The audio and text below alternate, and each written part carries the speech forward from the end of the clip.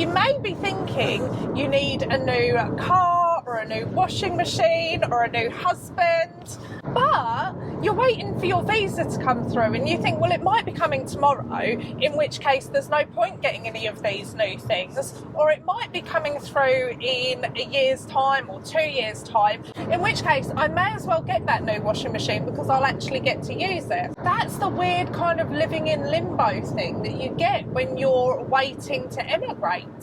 We want to talk about the worst part of moving to a new country, and that is the limbo point. So you've applied for your visa, you're waiting to hear when it comes back, and you're waiting to book those flights. So you're in that in-between period of when am I going? And there's always that thing as well, what if the department just say no? Yeah.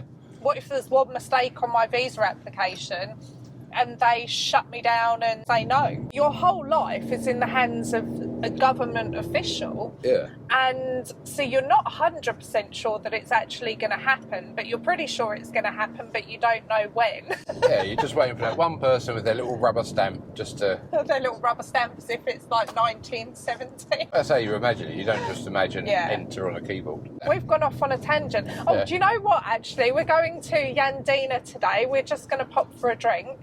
You can join us if you want. Yeah, join us. It's always you're around though. We'll tell you more about living in limbo and how to actually make limbo better.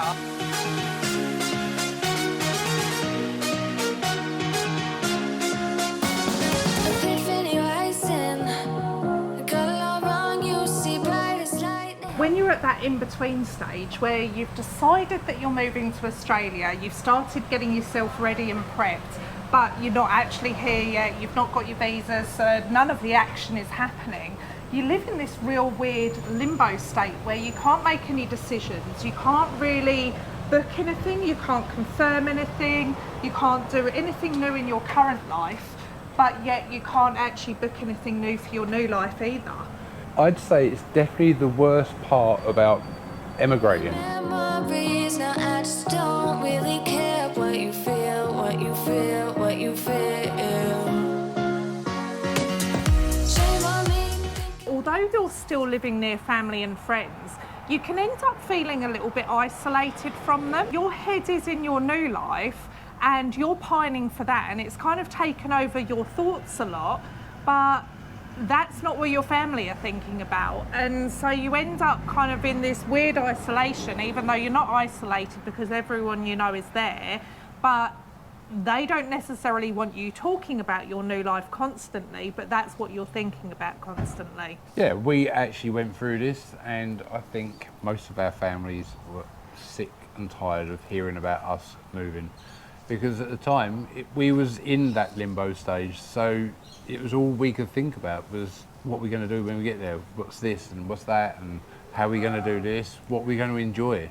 And more importantly, when's the frickin' visa going to come? Yes. We even thought about while we're waiting, why don't we just go stay in Bali for a bit? It can be really hard to get out of that mindset of just constantly pining for Australia, but there are some things that you can do to make this whole period a lot more fun. I wish that we'd have had this advice for ourselves. There were no BAMs to guide us. Not even a bee. But it's funny, looking back on how we went in that situation, and you know, we were like most people, that you are just thinking about it constantly. Having a good time doing your hair there? Well, Ben's waiting for a haircut. Anywho, there's certainly some things that we did that I think, oh, okay, looking back now, there are things that could have made our whole experience a lot easier and a lot less stressful. Anyway, let's show you a little bit more of Yandina. It's this fabulous country town. Yandina has the ginger factory. It's got, I don't know what the name of that mountain, but that mountain. Mount Ninderry, really close by, which is a real good climb. Yeah, and you've got some really good scenic views up there as well. Yeah, you've got the ocean views as well as the inland views. It's not so hard to climb up. You can take the kids up there as well. You've got Wappa Dam around here as well. People have told us it's not pronounced Wappa Dam, it's pronounced Whopper Dam. All right, you've got Wappa Dam down the road. But I prefer pronouncing it Wappa. I think it sounds nicer. There's a place, we call it Belly Park, but it's not, it's Belli Park. Our real estate agent was laughing at us for calling it Belly Park. But anyway, let's go get a drink.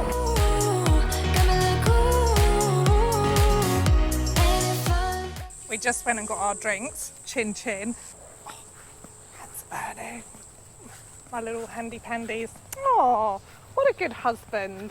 Something really funny just happened. We went to a cafe to go and get ourselves a drink.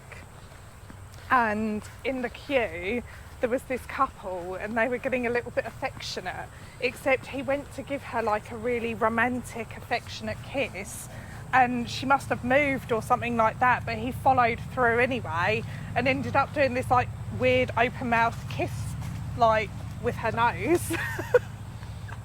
Yeah, there it goes. It was a little bit funny. This is a sports ground at Yandina. So this is where they actually hold, I did this last week, it looks like we're Leonardo DiCaprio dancing when I do this, but over there is where they hold the Yandina markets, which are one of the best and where all the locals go to get all their fruit and veggies. Anywho, back to the weird limbo that you're living in. There are a lot of things you can start looking at, so it's not all terrible. You can start looking at areas to live, you can start looking at what's on the market, you can kind of start getting an idea of how much things are going to cost you. There's many things that you really can get on with and you can start planning. You just can't confirm anything. There's also something that I want to put to you though, and that's about having a complete mindset shift, because yeah, it could be really rubbish waiting and it could be really soul destroying and you could be feeling really like just awful about the whole thing,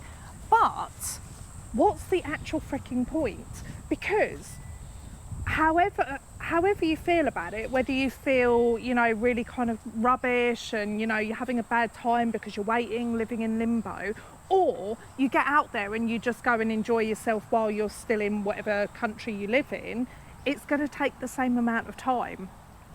Yeah. So I was going to say, you could just go out and do those last minute things that you've always wanted to do in that country you live in and just enjoy yourself before you go. well, exactly, so that you make a real adventure of it. It could be a part of the journey that you do all these amazing things before you go, and in which case you've kind of got rid of that rubbish limbo period.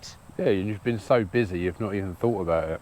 Be excited about going, by all means, like you really should be excited because you're going to have a great time in Australia, but also be excited about looking at your current country in a different way and enjoying it whilst you can. You've probably got some kind of ideas about how you're going to live in Australia.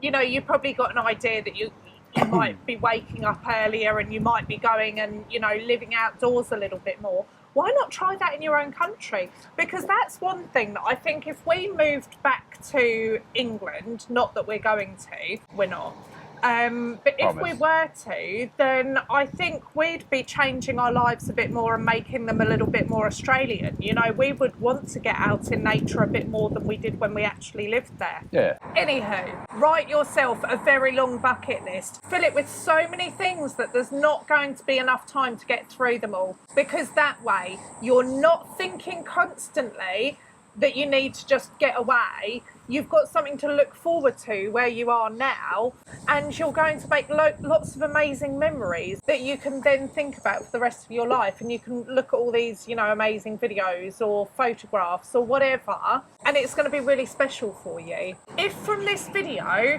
you write your bucket list of what you want to do in your current country, we want you to DM that to us on Insta. We want to see your bucket list. And while you're waiting, don't forget to have a read of our Moving to Australia ebooks, because they are filled with information and things you can do while you're waiting, and also you can start planning for when you arrive.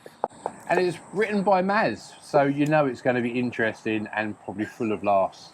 And if the wait is getting you down and you're needing a reminder of why you're moving to Australia, then check out this video.